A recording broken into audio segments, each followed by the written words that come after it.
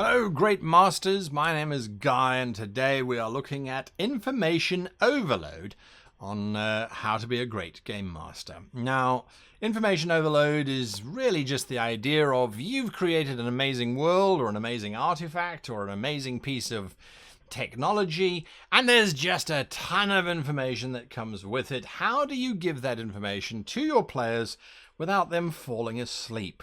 Well, there's a very subtle way of doing it, and it will get them as addicted as crack cocaine addicts when it comes to getting information from you, if you do it correctly.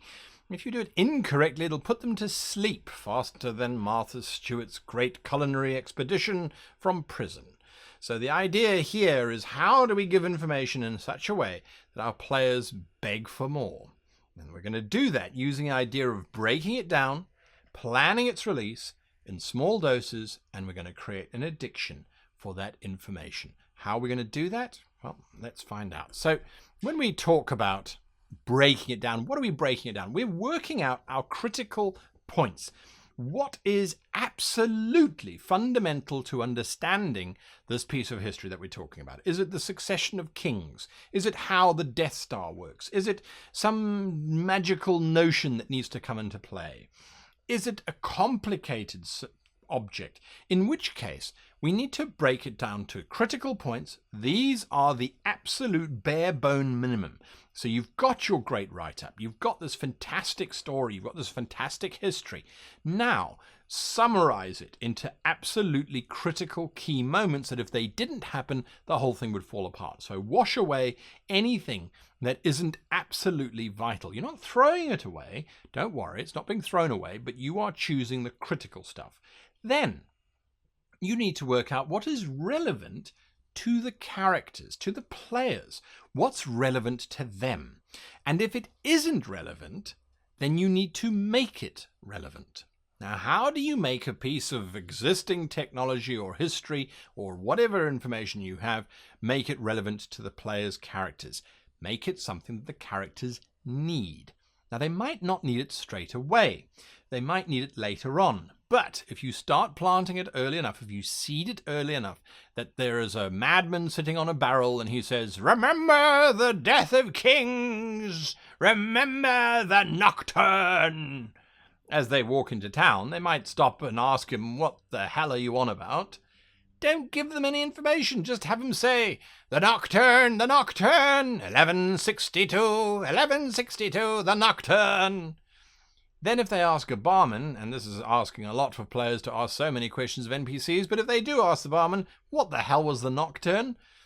you now have relevance. Now the players want to know what the nocturne is. Whereas if you had the madman walk up to them and say, "I'm terribly sorry, but were you aware that in 1162 the nocturne occurred? The nocturne was a triumvirate alliance between the kings of Ithaca, Boris, and Fane, and of course resulted in the beheading of Queen Linnen III." The players would not care. They wouldn't ask any questions. They would move on. So by making it relevant, by choosing points which are relevant to the players, that's where you start giving them information. You don't have to start in the beginning. You can start anywhere as long as it's relevant to the players. Discard all names except for 3. Terrifying, isn't it? All those wonderful names, all those wonderful subsystems, chuck them away. Put them into the drawer of additional information only to be used in case of extreme investigation on behalf of the PCs. Give 3 names for your history. If you give more than 3 names, your players will not remember them. They'll be furiously writing them down for a while, and then they'll realize that it's just this deluge, this vomit of names that has no relevance to their lives whatsoever. 3 names. Already I've given you a whole bunch of names that no one cared about, but the nocturne is something that is memorable, and that they will remember the nocturne. So what is it about the nocturne? I can give you 2 more names, and bingo, the entire saga of the nocturne should be solved. All the rest we will come to later. So we work out our critical points, we work out our relevant points, and then we work out the names that we're going to use. Now we need to work out how we're going to give it to our players so that they want more. We're going to create devices. Now, there are various devices that we talk about. And the device here is an envelope, if you like, that will hold this information that will then be released to the players. And generally, you've got two big avenues. One is NPCs and the other is items. So they're going to find something that has an inscription upon it that says the Nocturne 1162, or they're going to encounter another NPC who mutters something along the lines of, "Oh God, it's like Nocturne all over again. What a fateful bloody year that was." However you want to work it in, you're going to work out your devices for delivering that information and stick to those devices. Now, I want to give you an example of me using this so you can actually see it and you can go back and you can watch it and go, right, I get the idea. In the Windswift campaign, which I run on the channel Bacon RPG, if you search for Bacon RPG or Windswift, it'll come up on YouTube. I have a character who's been given a book. Now, this book is a gigantic history book of the last 5,000 years of the world of Braxia, which is my own homebrewed world. The players do not care about 5,000 years worth of history. I don't have 5,000 years worth of history. The character doesn't care about 5,000 years worth of history. The character is after very specific information. So it's a book that the character can read. But because it's a device, I wanted to start to make sure that I could plan when information was being released and that there were other issues. And I'm going to get to those other issues a bit later on. Needless to say, the character has to enter into the book. They enter into this weird book space, if you like, L space, where once they're inside the book, they can start to find almost anything that the book contains by thinking hard about it.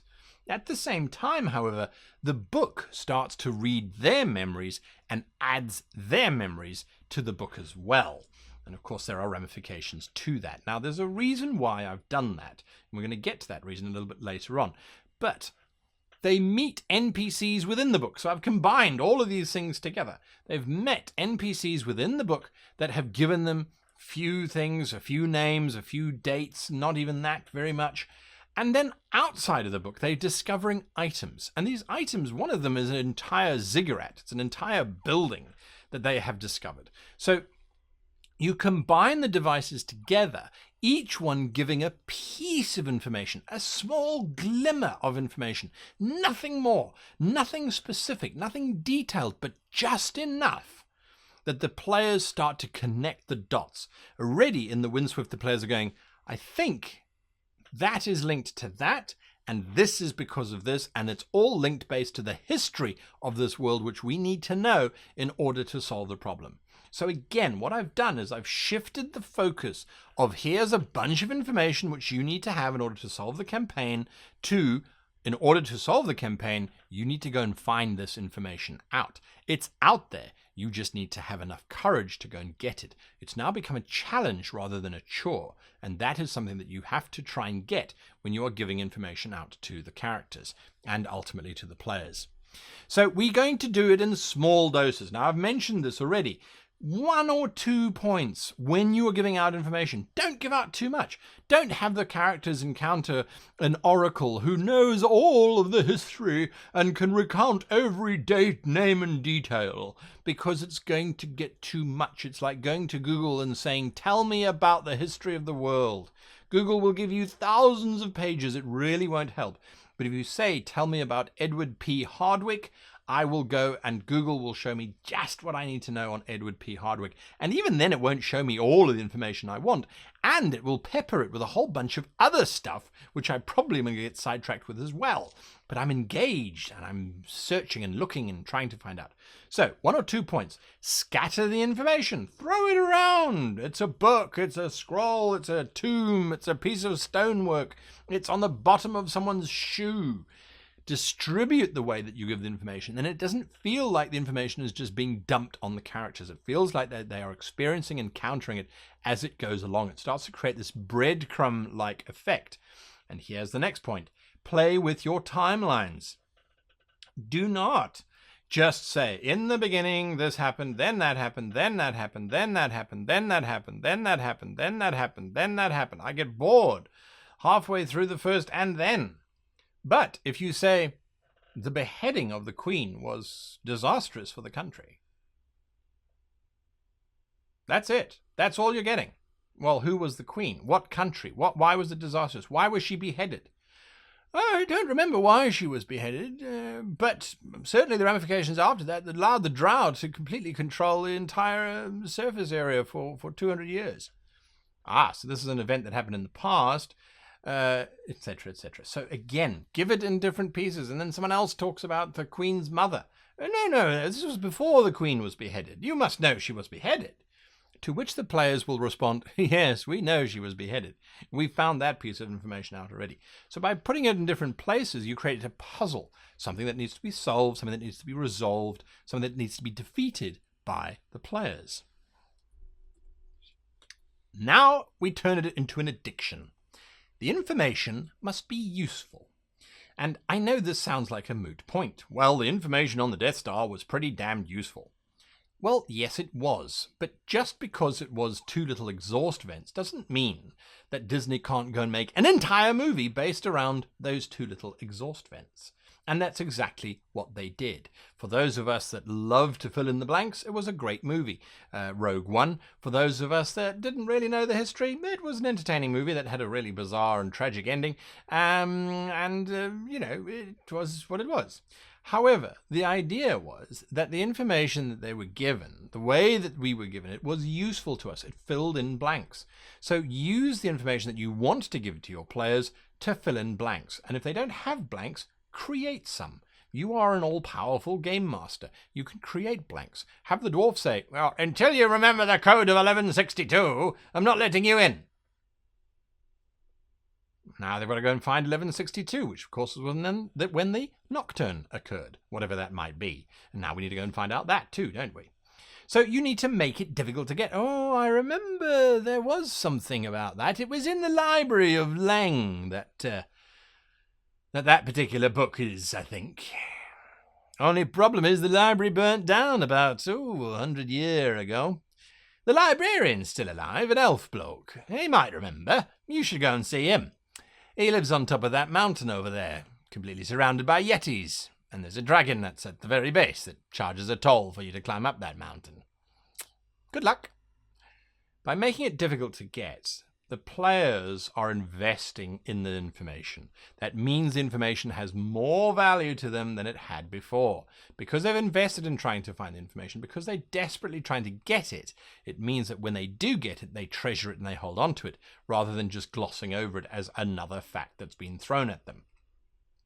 Take it away as well. You manage to finally scale the top of the mountain, where you find the librarian dead. Clutched in his hand is a single word, Rach. What is Rach? You have no idea, but it's spelt R-A-C-H-E, or Rake, or Raish, you don't know. That's all that's clutched in his hand, and of course there's a pedestal where there was a book once, but that book has now gone, the chain has been melted through. Its footprints lead away. So you can take that information as well and make it disappear, so they have to go and get it. You manage to get the ring, which is going to help open the book. The ring gets stolen, so you have to go and get that ring back again, and then you can open the book. It's all those kinds of things. If you make it cost, if you make it difficult to get, you make it rewarding to get, you give it a value, and that means the players are going to lap it up and they're going to want more. Once they've started pulling on that thread of that great tapestry which you were just going to drop on them, once they've pulled all the thread and then they've put the tapestry back together themselves, then they'll care. Then they will embrace it. Then they will know it. Then they will keep it. They will remember it, hopefully. And they definitely should write it down, because there's a lot of information that you're going to be getting. Then, once you've got the critical information out, once you've got that particular piece of information out, then you can start to embellish and add in all that wonderful romance and drama that you added in before that was going to just deluge the players in too much information and information overload. Then you can release it out to them in a wonderful, controlled way where they are asking for more information rather than you just disgorging it. I hope that this has inspired you to approach giving information in a slightly different way, and in a way that's certainly going to make your players want to know what you have to say and investigate and try and discover what it is that is out there for them to go and explore and understand and learn about. That certainly is the approach that I have, and my players, generally speaking, don't know what's going on, but they come back week after week trying to figure out just what is going on. And that's, of course, in the Adventures of the Windswift, which you can find on Bacon RPG. Speaking of having these wonderful histories and worlds that you have created, worldanvil.com, one of our allies and partners, is a world aggregator, and is absolutely fabulous for creating these wonderfully complex and amazing timeline-based histories where you can add in all of the NPCs that you want and do so much more. If you haven't discovered it, it's a free service. You can go and join up, create your campaign, share it with others, share it with your players, keep track of how things are changing, and more importantly, you can work out what your critical elements are that you need to give your players, and then you need to get them addicted to finding out more information, and they will come back for more. Until next time, I wish you and yours the very happiest of gaming.